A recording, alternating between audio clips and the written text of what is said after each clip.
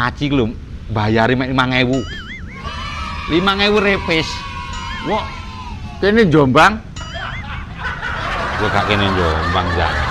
Lho, 5.000 lek mek ide ngene yo. 4 kilo cara ngetero anak sekolah lho mek 5.000 repis. Paling murah sa Indonesia. Mosok Paling murah sa Indonesia. ya Aji. Aci ku. Terus mari ngono nek pesen panganan ngono ya. Pesen makanan ngono iku. Regane rega warunge asli rega 10.000 ya 10.000. Lho, lah 100% gati ongkir. Pret lah bensine.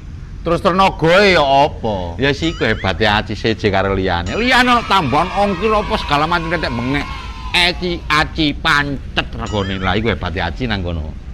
Aji ku hebat. Hebat. Dari sapa kon? Ya Darik.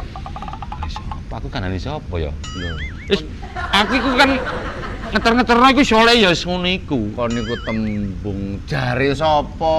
Aku iki lak sopir sih, Cak. Oh iya. Ya mangkane ya ro. Driver.